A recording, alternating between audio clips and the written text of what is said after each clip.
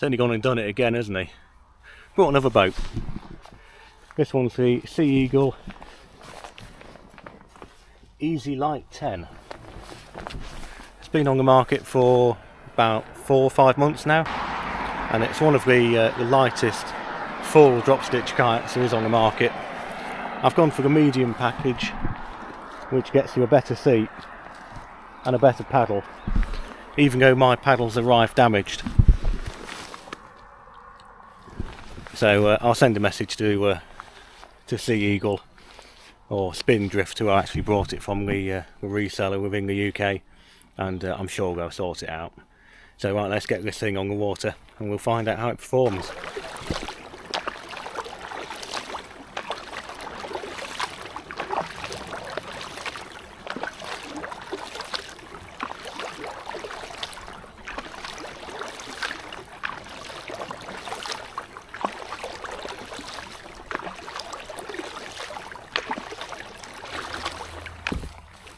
And it's very nice, very nice. I'm just going to spin you around so you can appreciate how clear this water is. You're probably not going to be able to see it.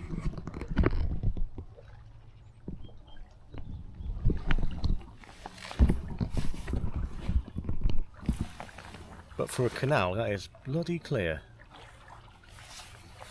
So a few little things about this boat.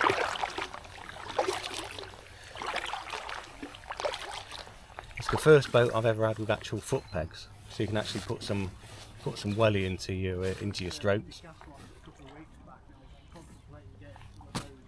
It just tracks absolutely dead straight. Probably need to make some adjustments to my seat because I feel like I'm sat a little bit too upright still, so I can get a bit more power into it with a bit more of a relaxed style. That's just how I roll. A little bit disappointed about the paddle being broken, which you can see there, but I'm quietly confident the guys at where did I get it from? Spindrift. They'll look after that, I'm sure. I really like this. This is a brilliant boat. Obviously going to have to do some tweaks to get myself fully comfortable in it. It's one of the first boats I've actually felt comfortable straight away in.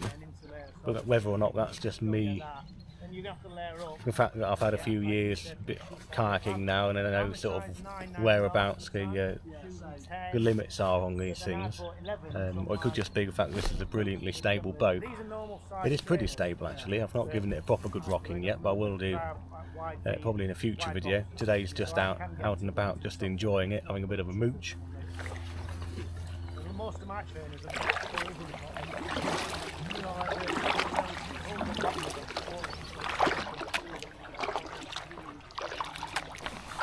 Now, inspired by Carl, I'm just going to copy one of his things because you'll love a good pylon. Look, have a look at that. Beautiful. This boat is fast. You can put very little effort in and you don't have to move along nicely. And it keeps gliding. Once you've stopped paddling, it just keeps going and going and going.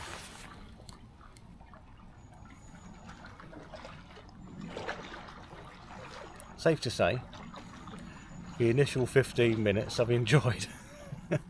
So it's fairly confident to say I'll enjoy it from here on in. So that also means I've got to think about what sandbanks boat I need to sell, if not both. So if you're in the market for a drop stitch kayak, let me know.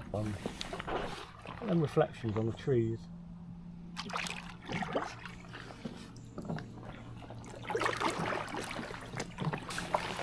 Oh, so I'll spin you around and just let you have a bit of a view at the front of this kayak, and you can see the performance of it. I'm not going to put any effort into paddling, I'm just going to mosey along, so you'll see roughly sort of what sort of speeds this thing does.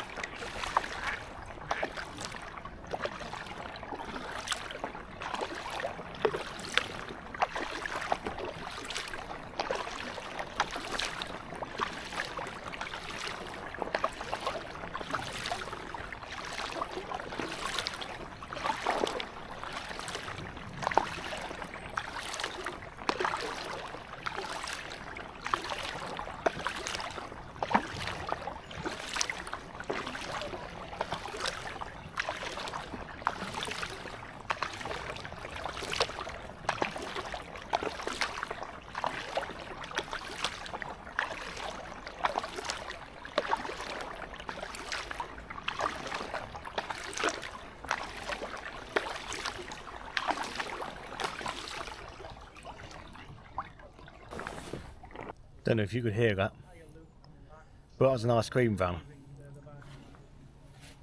I wouldn't mind one right now.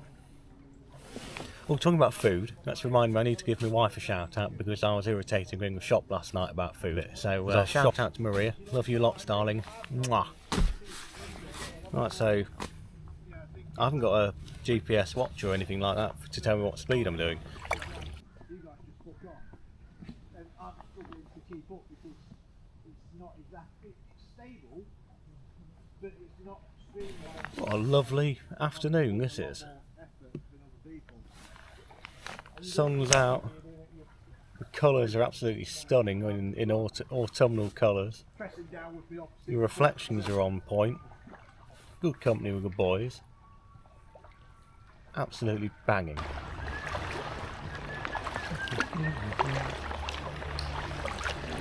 Hiya.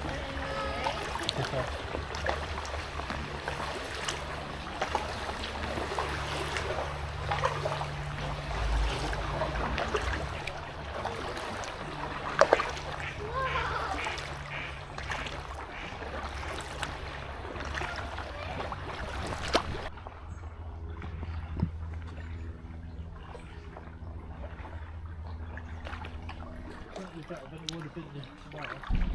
Yeah.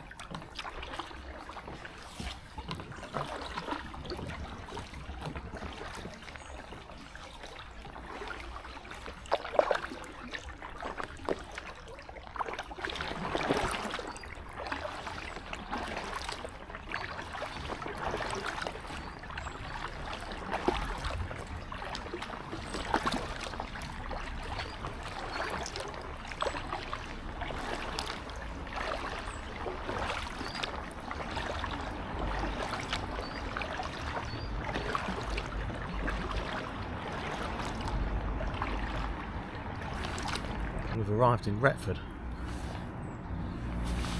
And here we have bridge number 55. Going to take you on a tour of bridge number 55.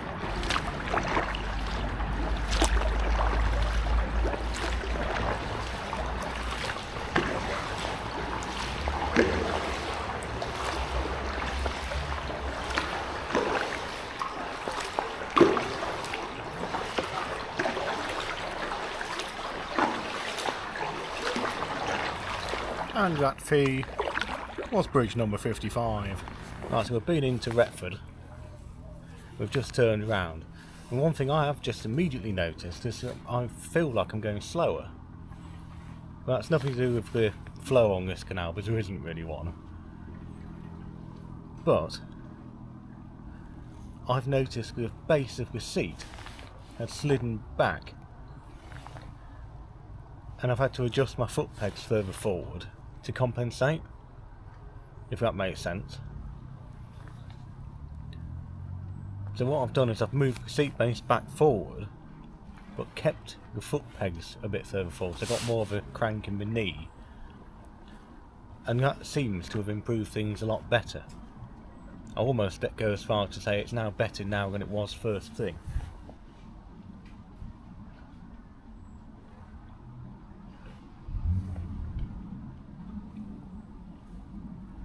So that's one thing to think about. Maybe you need to come up with a way of fastening the seat base to the floor to stop that from sliding and doing what it's done.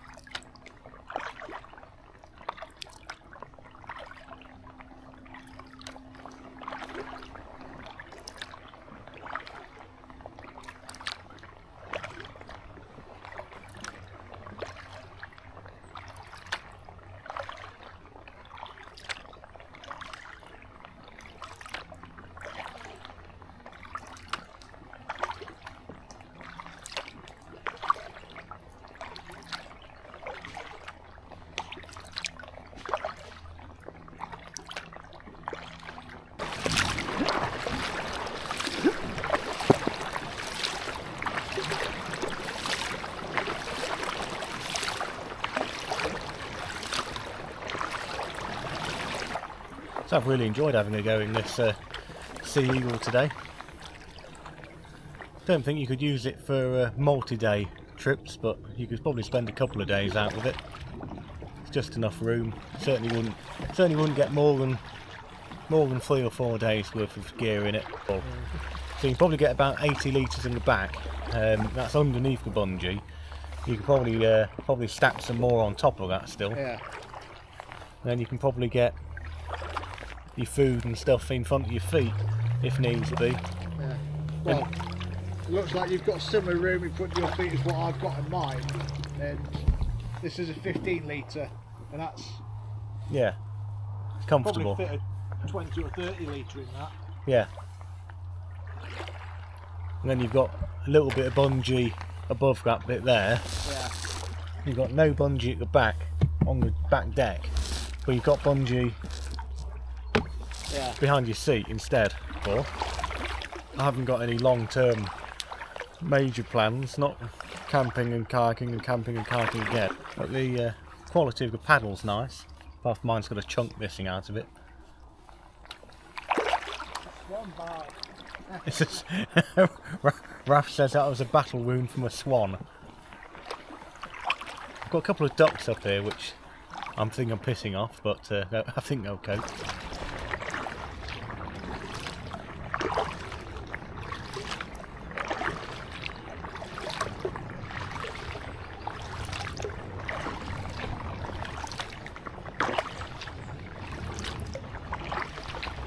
Enjoyed taking this out. I think this is going to be my new favourite boat.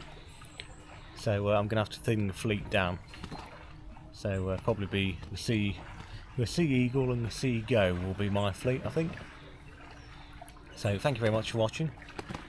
If you've enjoyed watching, there's a button specifically for that. And if you haven't considered subscribing already,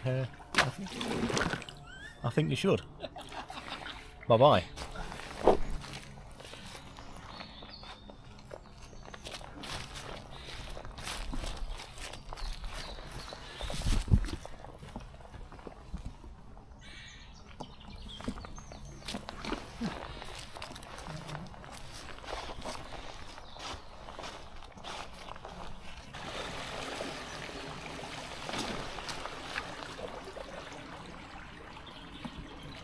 That is nice.